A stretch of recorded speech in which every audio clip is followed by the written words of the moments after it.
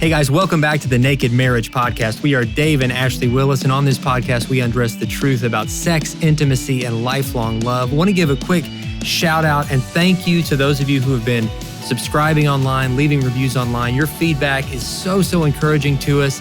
In fact, we got an email this week that really leads into the topic today. Ashley, why don't you read this for us? This email was from a couple going through infidelity and struggling with issues where social media affected their marriage in such a negative way. And so they're now trying to rebuild their marriage. And this is what they had to say. It said, just like to thank you guys for your podcast. My wife and I have been listening together and have found them very informative and enjoyable. I bought your book and I like it. Good job.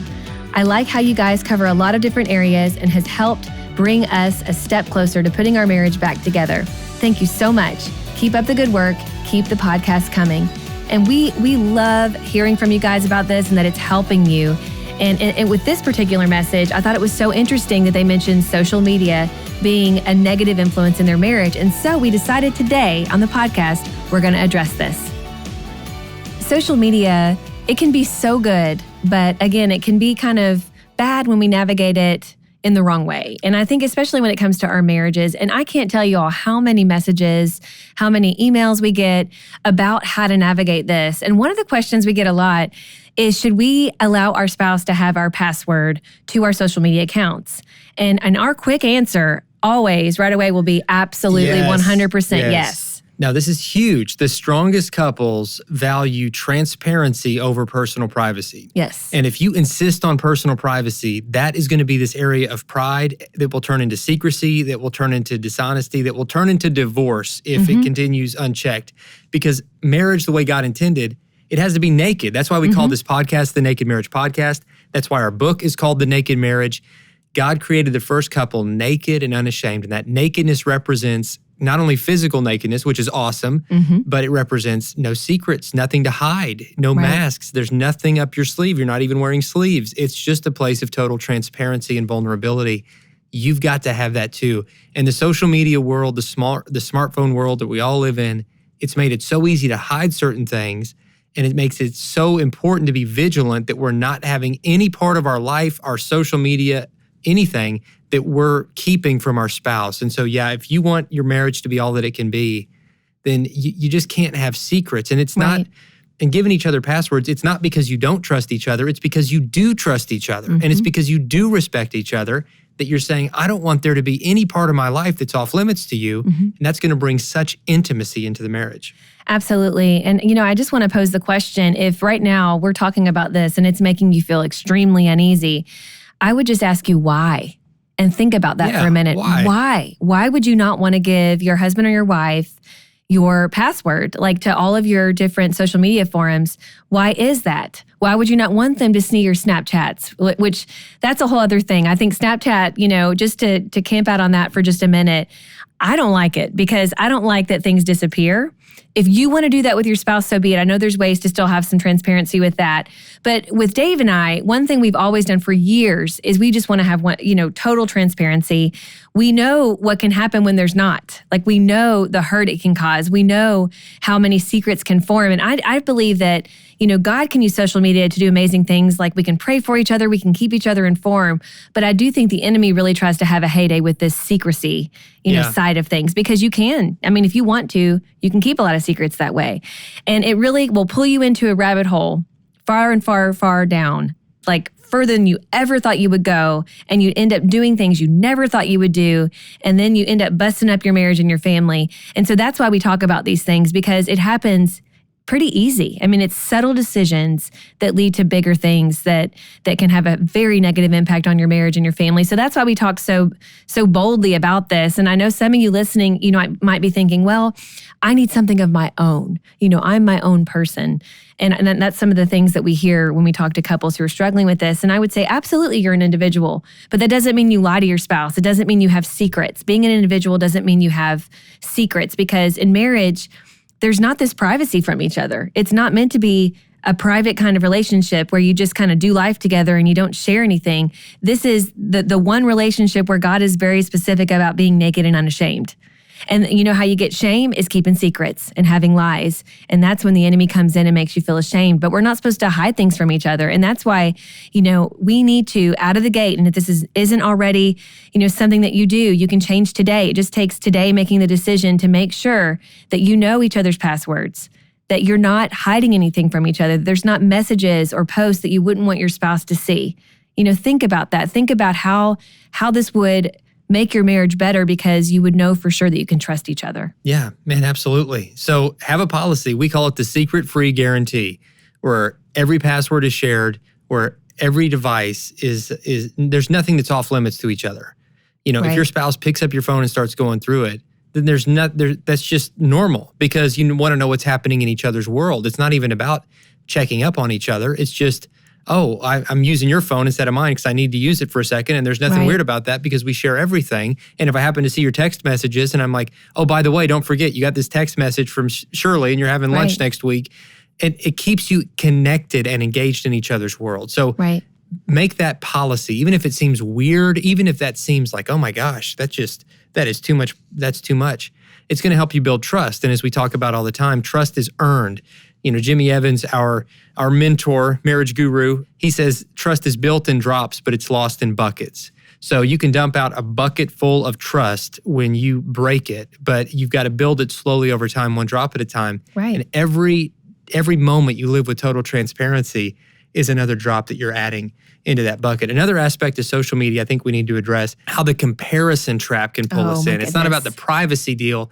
It's about how scrolling through Instagram and Facebook and wherever you're scrolling, we're seeing people's highlight reels, their perfectly filtered Disney World pictures, and then we're comparing it to where we are in that exact moment, which is usually, sitting in the bathroom, feeling, sick with kids screaming and all kinds of stuff going on. And we're thinking, oh my goodness, my life's never going to look like that. And the comparison trap, if we're not careful, it can really it's the enemy of contentment, and contentment is what leads to joy. And so it will steal the joy right out of your marriage. So how do we enjoy social media, stay connected to other people's worlds, be a good friend and encourager and all that stuff without letting that comparison sink into our souls and make us feel inadequate or make us feel, whatever, make us fantasize about a different life? How do we do this the right way? Well, I think we have to be very careful and in tune to what we're thinking about, because thoughts are what lead to actions. And so if we're, we find ourselves constantly looking at one of our friends' pages and the cruise they're going on for the 5th time this year, or their perfect kids who are on honor roll every time, or their husband who gets them the lavish gifts, or whatever it is.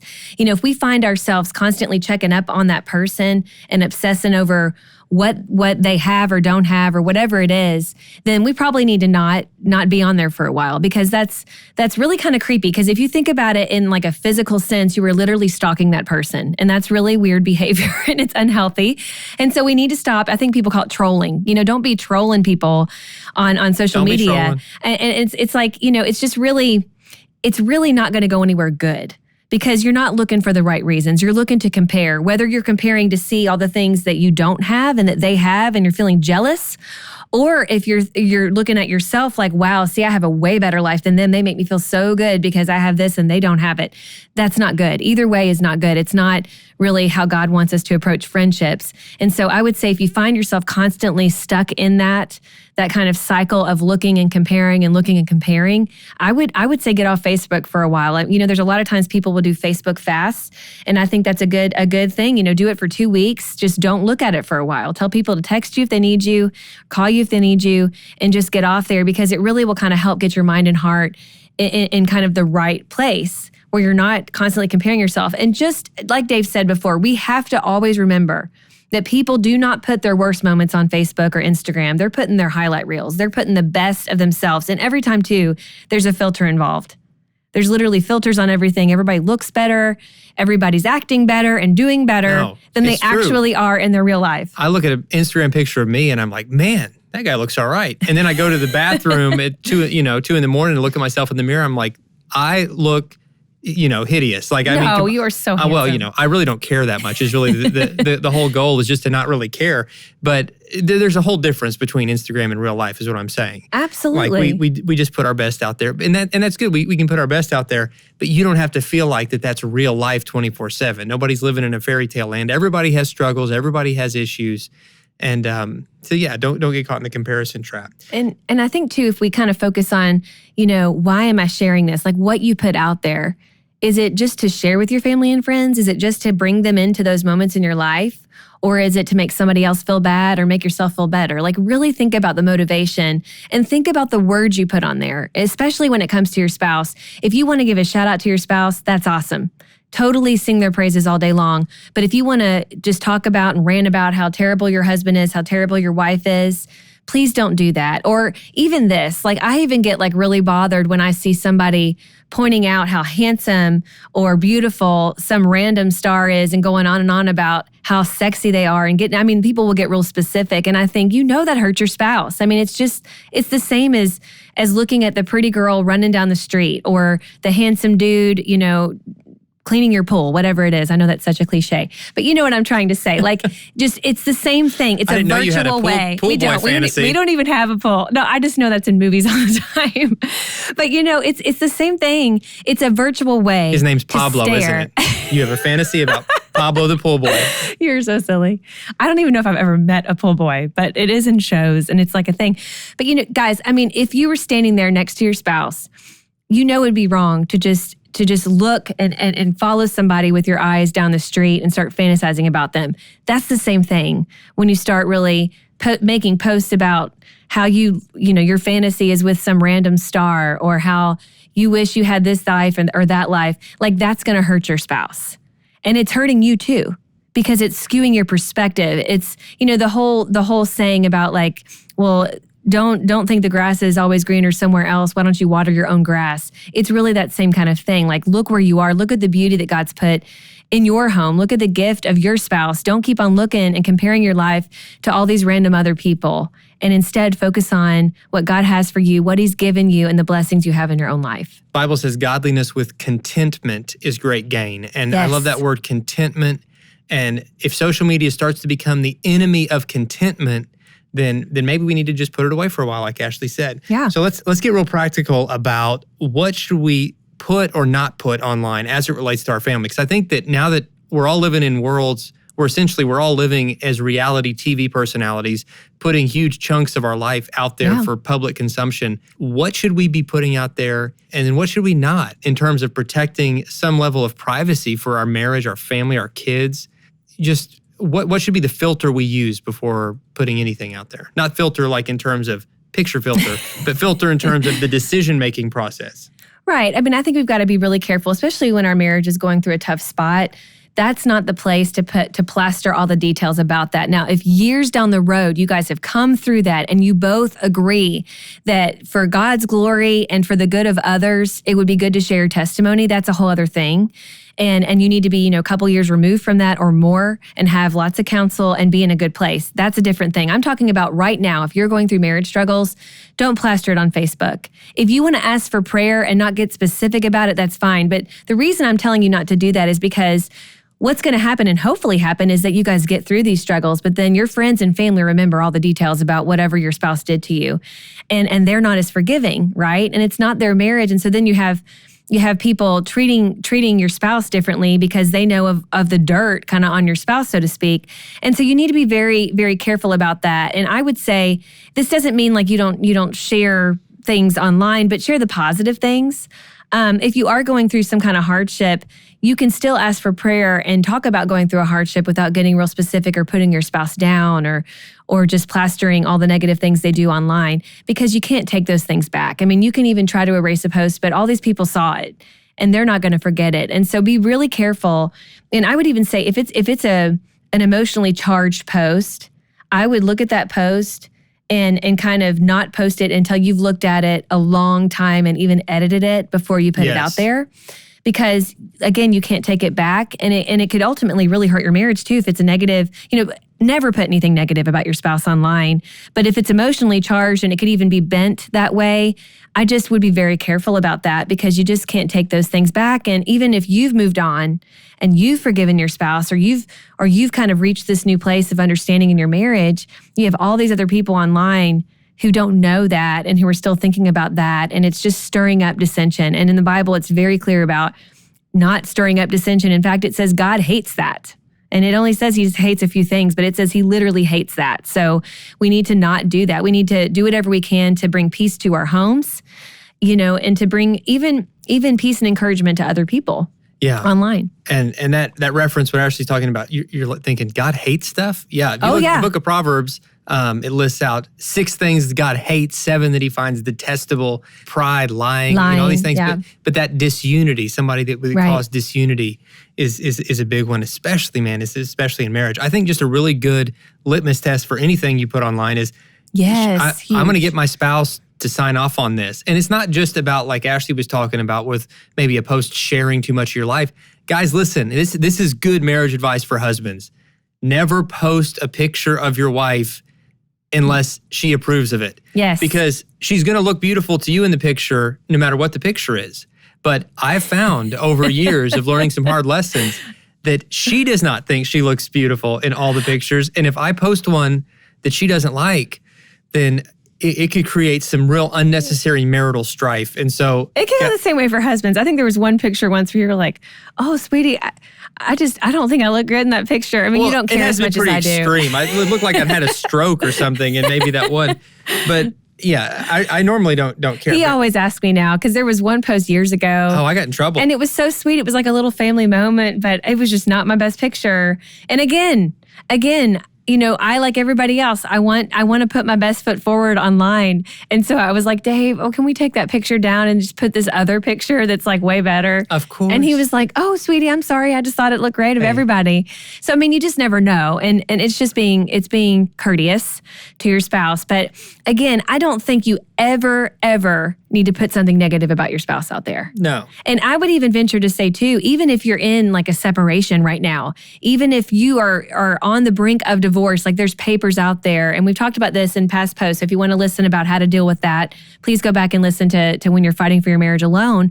But I would even say in those moments, do not post things negative about your spouse, because you have children, most of you, they can see those things and you can't take that back. You have other people in your life where you're trying to pursue peace in this situation and they don't think you're trying to pursue peace. And so there's some people that are just looking for a fight. They're just looking for dirt. They're just looking for drama. And they're the ones who want to try to stir it up. And you're going to draw in those kind of people. You're literally going to bring more of those kind of people in your life who think, ooh, some good drama going on there. Let me get myself in the midst of that. And you really don't want those kind of people in your life. You don't.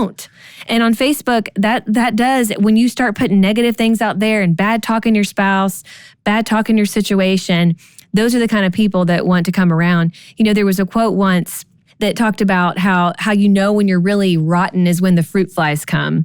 And I just think that that's such a true statement, because when we put rotten stuff out there online, negative things, bad things about other people, you're going to bring in some fruit flies, so to speak, that just want to circle around you and get around you and stir up more drama and dissension in your life. And we do not want that. God wants us to have lives of peace. Yeah, that's right, guys. Be peacemakers, be positive. Again, some of the main themes of the Bible point around this, even outside of marriage, just in general. So how much more so should we be doing this in our marriage? Yeah. All right, kind of like turning gears a little bit. What about following the wrong people or the wrong friends on social media? And there are lots of examples of this. I've known guys that'll follow like all these female fitness models on Instagram. Yeah. And these women basically like wearing, G-strings and bikinis, showing off their fitness, so to speak. Right. When the guys are just following these ladies to get kind of a peep show. And it really, really is inappropriate. It's terrible for your marriage. And I just think that we've got to be vigilant about what we're doing, about who we're following. This needs to be an important part of the conversation of social media and marriage as well, between you and your spouse. And I would even say, even on Facebook or Instagram, if there's women, like this is talking to the men specifically, and it could be the same for women, but I'm going to talk to men specifically about this. If there are women, friends of yours, that suddenly are putting a lot of sexy photos online, I would unfollow them for a while, because usually it's a woman who's just wanting attention, And, if she's suddenly all of a sudden putting these cleavage pictures, or she's putting pictures that have a sexual way about them, you have no business having that on your feed. You don't want to see that, or at least you shouldn't want to see that, because it's just going to take you again down a rabbit hole that you never intended on going down. And we are sexual creatures, and sometimes we can't help where our eyes look, but we can help if they stay there. And so you want to remove that from your feed for a while, and maybe that person sees you, unfriend them, and they get offended. I would see no qualms about saying, I'm so sorry, but... You can mute people without even unfriending them. But even if they did approach you or something and they said, why'd you unfriend me? That's so weird. And I would just say, listen, out of respect for my wife, I can't have women, posting racy pictures, and that's why. And if you think that's weird, I would just tell you your marriage is worth it. It's worth it to have weird and awkward conversations with other people that you don't need in your life, if that means standing up for your marriage. So, I think sometimes we don't do the things that we need to do to protect our marriage because we're afraid of what some other random person might think. But I just want to encourage you and remind you that your marriage is more important than that. And so being willing to do some of these things that you might consider drastic, like muting someone or unfollowing them so they won't come up in your feed anymore, that's nothing. That's just comparing, that's just standing up for your marriage and not comparing it to someone else, or not allowing yourself to lust after somebody else. And again, it goes the same for women. I think, there's some women that it's the same thing. They're following, we're not usually as visually stimulated as men, but we can be. And I think you can follow certain guys that are, doing crazy workout videos or whatever it is. Maybe they're like a lumberjack and you're like, oh, I just have an interest in lumberjacks all of a sudden. Like, come on. So now you got a pool boy fantasy and a lumberjack fantasy. I see what's going on. I'm really pulling these things out of thin air, sweetie, but I'm just trying to point out that we can reason. Like, I feel like we can justify ourselves all day long, but really, I think what we need to ask ourselves is like, why are we trying to justify this? Why are we trying to make excuses about this? And instead, what can we do to put boundaries in place to protect our marriage? Because our spouse is more important than looking at lumberjacks or pool boys or fitness models or whatever it is. Yeah, I think we've got to just be vigilant about who we're following, and not only for just kind of like sexually provocative stuff, but just in general. We need to take an inventory of who we're following or who we're liking or whatever the social media network is, friending, and why. Now, especially if it's just these public figures that we don't have a relationship with at all. It's not even about relationship. It's just about, following their life or their world.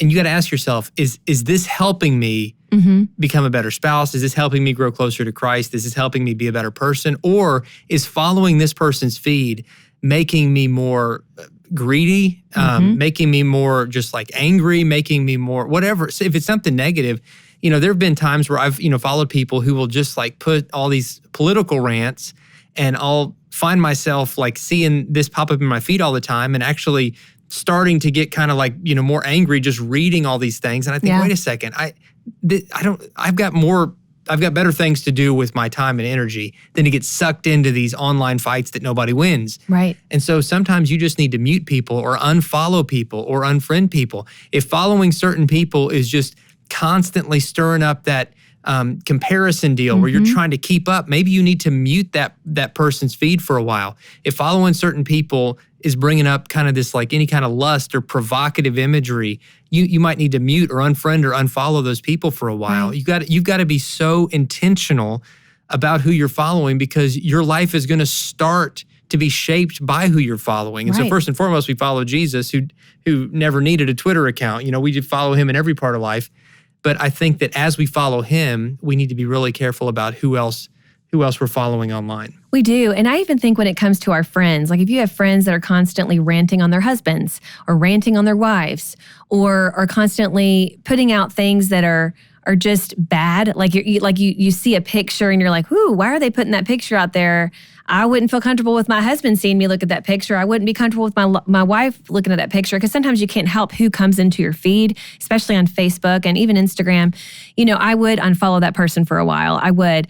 I know on Facebook in particular, you can unfriend them, which means you will not see their posts at all, but you can also unfollow somebody to where you're still friends with them, but you're not necessarily having their posts come up in your feed. And so they won't even know you haven't followed them. They won't even know. They don't get a notification or anything. And so do that, unfollow them, because that stuff, again, it can kind of stick on you a little bit. Like if there's somebody who's like really pro-divorce out there and like, you don't need a husband, you don't need a wife, and just divorce him, and my life is so much better since my divorce, and you're going through a hard time in your marriage, I would say that's probably a good time to unfollow that person because it's not going to be a good influence on you. And so we have to be really careful about who we're listening to. We have an entire podcast about who is speaking into your marriage. And we didn't talk specifically about social media, but that is another kind of avenue of people and influencers who do speak into your marriage. So really think about, who is coming through my feed? Is this somebody who I'm getting positively affected by or not? And am I being a positive influence on others? Would I want my spouse to see this post I'm putting out? Would I want my child to see this post I'm putting out? And if the answer is no to both of those, I would say you probably shouldn't post it, And again, I think like we said before, if you're not sure, ask your spouse. I mean, this is a great way to have an open conversation about things. And remember that social media is not real life. You know, it's very often just not real life. And friends from social media aren't necessarily real friends. And while social media can be a wonderful tool to stay connected, and certainly with our ministry and with just our lives and living, miles apart from family and friends often, it's been a wonderful tool to stay connected. It's been a great tool for sharing resources like the podcast to help hopefully get encouragement out there to people. But social media, for the most part, is not real life. And so we can't let it replace real life interactions. Yes, absolutely. We can't believe that, the myth that everybody out there is exactly who they appear to be online. And we need to sometimes take a reality check and maybe take a step back and even, like Ashley mentioned early in the podcast, maybe do a fast from social media, digital detox, I like to call it. And I personally need a lot more of that in my life. I'm on there too much, with just our work and our lives. A lot of what we do is online. And I find myself, the more I'm on there, it tends to have a negative impact just in my personality. I tend to get more stressed and more irritable. We're just not meant to be looking at screens as much as we're looking at screens. And I'm preaching to myself here. I'm not just trying to make you all feel bad. So as a guy who is trying to learn these lessons as well, let's all just be willing to take a step back and keep it in its proper place. Use it as a tool where it's not something that's dominating our lives. It's so true. And I would just tell you too, if this constantly tends to be a challenge in your marriage, I do think a digital detox would be great. But then if you're like, what, we really want to stay connected online because we do have family and friends, in faraway places where we want to know what's going on with their lives, I would challenge you to maybe have a joint account. I know for Dave and I, we have a joint Instagram, and our Facebook accounts are separate, but we have access to all of the messages. And so we see each other's messages all the time, and our posts obviously all the time. We tag each other in almost every post most of the time anyway. But I would say, a lot of couples are going to where they're sharing a Facebook account or they're sharing an Instagram account. And that way it's really a together thing. And they can put, who's actually posting. But if it's something that brings up a fight and yet you still want to participate in it and you want to have that transparency, that may be the answer for you. You may also want to do something when it comes to your cell phones, because I know that just being connected can kind of go even further than just the social media accounts. But something we do is we have the same Apple ID. And so a lot of times we see all the different things going on. And actually our kids are on it too. So we see all their pictures, we see all their texts and everything like that. And it's just to kind of keep everybody beyond reproach, to keep us all accountable and to have transparency. And I think in the same way you can do that when you have a joint account on Facebook or on Instagram. And even if you don't, just be willing to give your passwords, to be open, to not get bent out of shape if your spouse gets on your phone. And I would say too, if that is something where in your marriage, when your spouse reaches for your phone and you get really tensed up, I would say you all need to have a conversation because there's clearly something that you're trying to hide, and just work through that and see, why do you feel that way? Like, what's going on? What kind of inappropriate exchange is going on your phone or on your social media that you're trying to hide from your spouse? Because now is the time to talk about that before it ends up being something much bigger and much worse that you have to deal with. And so I'm hoping that just hearing that, if there's a stirring in your heart, or if you're feeling kind of a light bulb go off in your mind, maybe we touched on this because God wants you to bring this out in the open and talk about it and have that hard conversation, and then do whatever it takes to have the transparency that you need to protect your marriage. And every marriage needs transparency. Every single marriage needs to be naked. And that's how God designed it, because that's how we're truly going to connect with Him and with our spouse. Man, that's so good. And we can't end a conversation about social media without inviting you to connect with us there, because there's a lot of good that can happen on social. Absolutely. And we'd love to see you. So you can find us on Instagram at Dave and Ashley Willis. You can find us on Facebook by just searching for Dave Willis or Ashley Willis, or Marriage. We're also part of the team at Marriage Today. And we're so thankful to be part of this team. They make this whole podcast possible. And specifically, I want to give a shout out to our producer, Brittany Wilcox, and our technical engineer, Jordan Kennedy, who work way harder on this podcast than we do. They're amazing. They really make it happen. And we want to thank you guys for listening. So subscribe. Let us know what topics you would like to hear. Leave reviews. All these are ways to help other people discover this free resource. And we want to get the word out as much as we can. So you can contact us on social media. Let us know what you think. You can leave those reviews. You can even send us an email, davewillis@marriagetoday.com, ashley.willis@marriagetoday.com. We always love hearing from you. That's right. Thank you guys for listening, and we will see you next time.